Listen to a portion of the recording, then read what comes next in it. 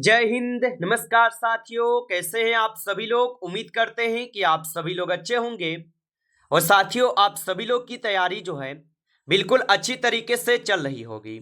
तो साथियों, आज की इस क्लास में हम सभी लोग जो है यूपी बीएड प्रवेश परीक्षा 2026 के लिए टॉप ऐसे इंपोर्टेंट और चुनिंदे क्वेश्चन को देखेंगे जो कि साथियों आपके 31 मई के एग्जाम के लिए काफी ही इंपॉर्टेंट है।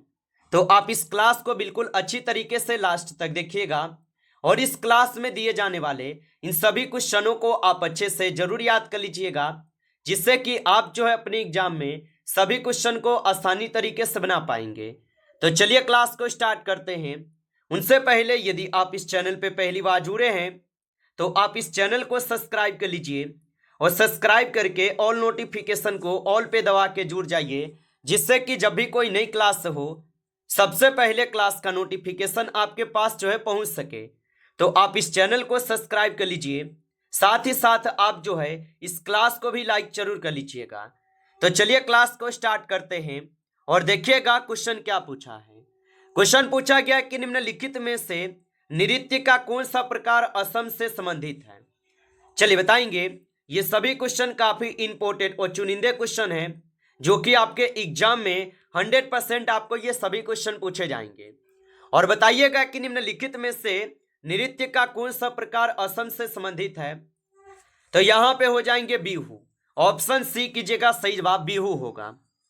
चलिए अगला प्रश्न देखेंगे और प्रश्न पूछा है कि मौर्य राजवंश की स्थापना मगध में हुई थी, जो वर्तमान में डैश के नाम से भी जाना जाता है।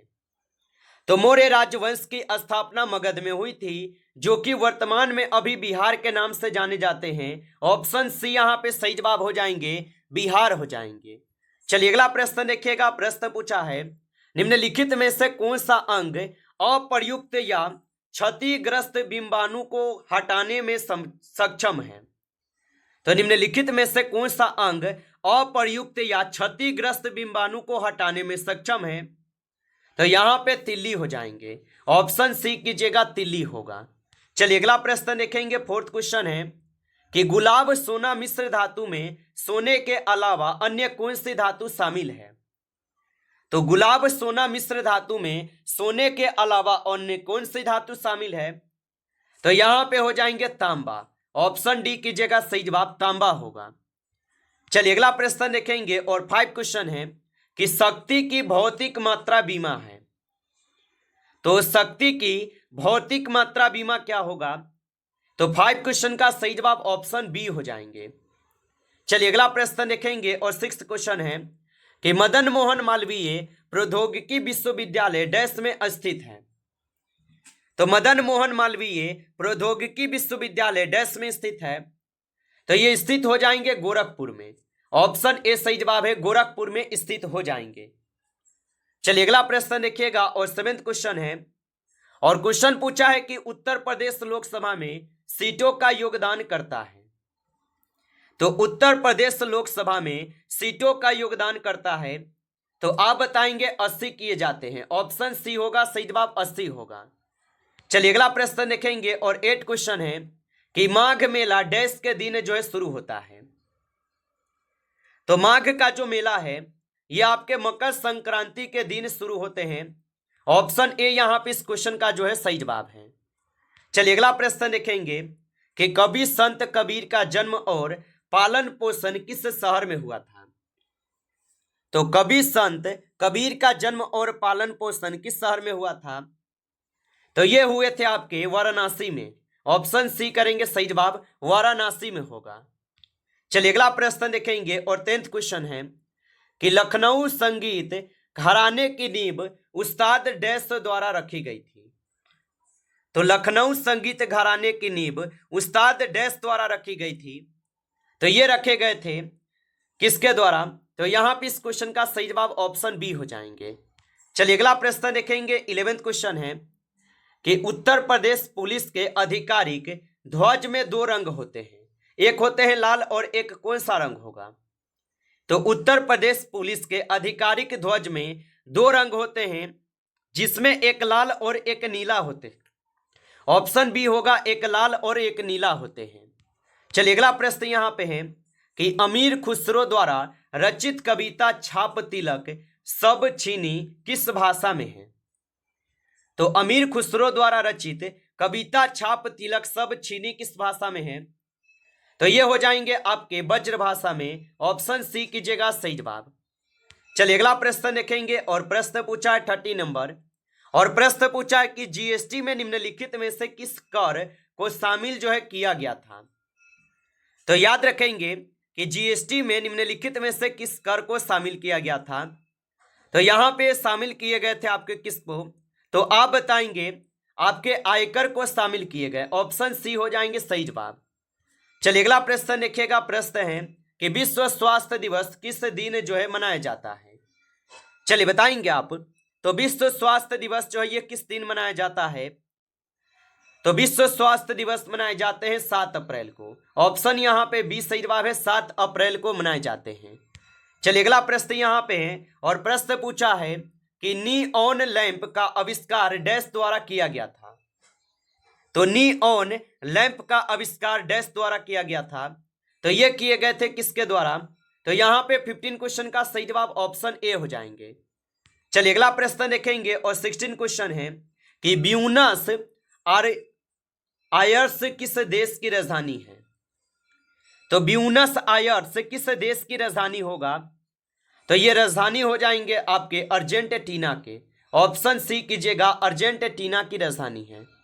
चलिए अगला प्रश्न देखेंगे और प्रश्न यहाँ पे 70 नंबर है कि डैश राष्ट्रीय उद्यान में सबसे अधिक एक सींग वाले गेंडे पाए जाते हैं?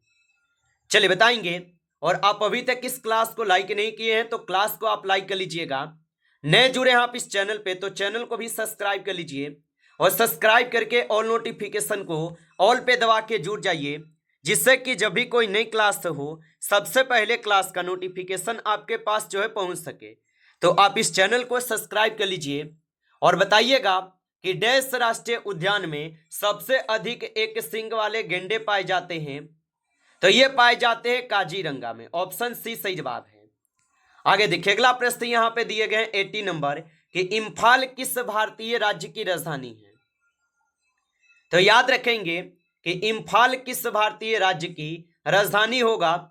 तो यहाँ पे 18 क्वेश्चन का सही जवाब ऑप्शन यहाँ पे ए हो जाएंगे, मणिपुर के। ऑप्शन ए सही जवाब है, मणिपुर के होगा। चलिए अगला प्रश्न देखेंगे और 19 क्वेश्चन है कि भारत में निम्नलिखित में से कौन सा शहर कर्क रेखा से सबसे दूर है? चलिए बताएंगे। तो भारत में निम्नलिखित में से कौन सा शहर कर्क रेखा से सबसे दूर है? तो यहाँ पे 19 क्वेश्चन का सही जवाब ऑप्शन यहाँ पे डी होगा, भुवनेश्वर होगा। ऑप्शन डी सही जवाब है। चलिए अगला प्रश्न यहाँ पे दिए गए हैं कि हॉर्नबिल महोत्सव निम्न में से किस राज्य में मनाया जाता है? तो याद रखेंगे कि हॉर्नबिल महोत्सव निम्न में से किस राज्य में मनाया जाता है?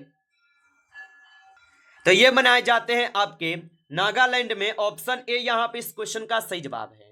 चलिए अगला प्रश्न देखेंगे 21 नंबर और 21 क्वेश्चन क्या पूछा है आपसे कि भारत का संविधान भारत के महान्यवादी की नियुक्ति का अधिकार डैश को देता है?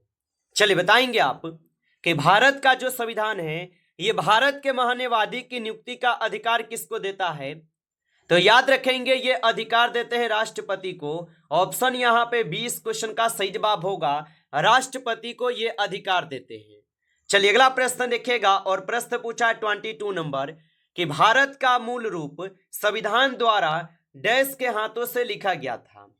चलिए बताएंगे कि भारत का मूल रूप संविधान डैश द्वारा हाथों से लिखा गया था?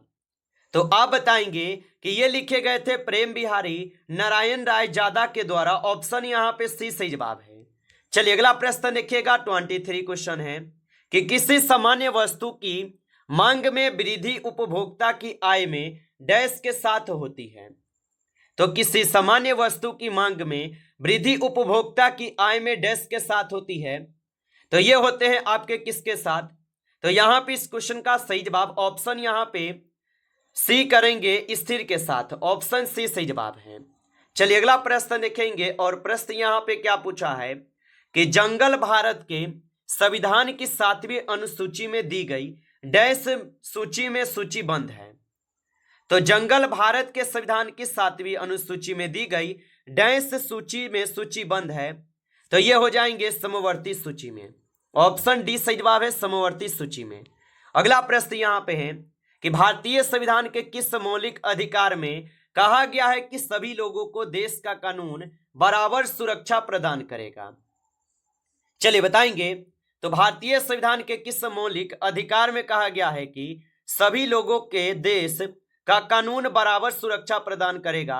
तो 25 क्वेश्चन का सही जवाब ऑप्शन ए हो जाएंगे, समानता के अधिकार। ऑप्शन ए यहां पे सही जवाब होगा। चलिए अगला प्रश्न देखेंगे और 26 नंबर है कि काली घट्टा का घमंड घटा पंक्ति में प्रयुक्त अलंकार का परिचय आपको बताना है। तो काली घट्टा का घमंड घाटा पंक्ति में प्रयुक्त अलंकार पहचानिए। तो यहां पे प्रयुक्त अलंकार हो जाएंगे यमक। ऑप्शन ए सही जवाब है, यमक हो जाएंगे। चलिए अगला प्रश्न यहां पे दिए गए हैं और प्रश्न है कि झूमिंग डैश का एक अलंकार है। चलिए बताएंगे आप। तो झूमिंग जो ये किसका एक अलंकार होगा। तो झूमिंग जो है ये हो जाएंगे हस्तांतरण कृषि का एक प्रकार। ऑप्शन सी सही जवाब है। चलिए अगला प्रश्न देखेंगे और 28 क्वेश्चन है कि कौन से हाइड्रोकार्बन के एलपीजी मुख्य घटक है। चलिए बताएंगे। तो कौन से हाइड्रोकार्बन के एलपीजी मुख्य घटक है।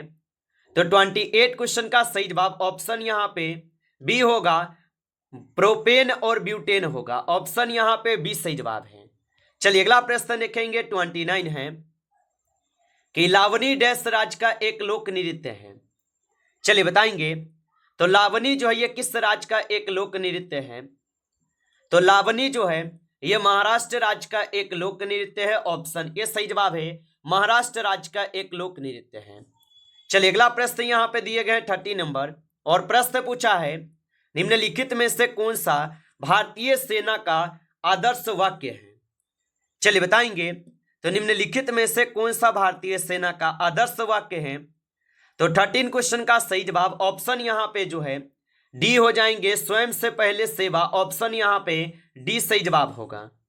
चलिए अगला प्रश्न देखिएगा। प्रश्न यहां पे है कि माइक्रोसॉफ्ट पावर प्लांट पॉइंट में पिछली कार्रवाई को रद्द करने का कुंजी पटल लघु मार्ग है।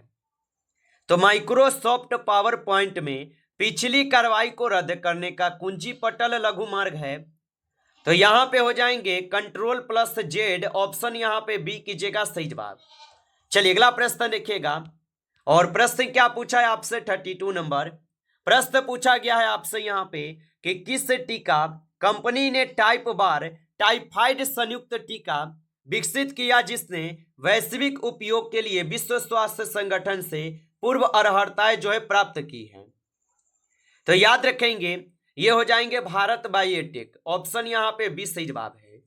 चलिए अगला प्रश्न देखेंगे और प्रश्न यहां पे है कि सर्वोच्च न्यायालय ने हाल ही में निजता को मौलिक अधिकार घोषित किया है और भारत के संविधान के किस अनुच्छेद के अंतर्गत निजता को एक मौलिक अधिकार घोषित किया गया है। तो याद रखेंगे कि सर्वोच्च न्यायालय ने हाल ही में निजता को मौलिक अधिकार घोषित किया और भारत के संविधान के किस अनुच्छेद के अंतर्गत निजता को एक मौलिक अधिकार घोषित किया गया है। तो आप बताएंगे अनुच्छेद 21 के अंतर्गत किए गए हैं। ऑप्शन डी होगा सही जवाब। चलिए अगला प्रश्न देखिएगा और प्रश्न पूछा है आपसे 35 है कि दो अक्षांशों के बीच समयांतर है। तो दो अक्षांशों के बीच समयांतर क्या होगा। तो इनके बीच समानांतर होगा 4 मिनट का। ऑप्शन सी सही जवाब है, 4 मिनट का। नमस्कार साथियों, इस क्लास में आपके टॉप 35 क्वेश्चन थे जो काफी इंपॉर्टेंट क्वेश्चन थे। साथियों यदि आपको क्लास अच्छा लगा हो तो आप इस क्लास को लाइक करेंगे। नए जुड़े हैं आप इस चैनल पे तो चैनल को भी सब्सक्राइब करके ऑल नोटिफिकेशन को ऑल पे दबा के जुड़ जाइए, जिससे कि जब भी कोई नई क्लास हो सबसे पहले क्लास का नोटिफिकेशन आपके पास जो है पहुंच सके। तो आप इस चैनल को सब्सक्राइब कर लीजिएगा। चलिए फिर मिलते हैं आपसे एक नेक्स्ट टॉपिक के साथ नेक्स्ट क्लास में। तब तक के लिए जय हिंद, जय भारत।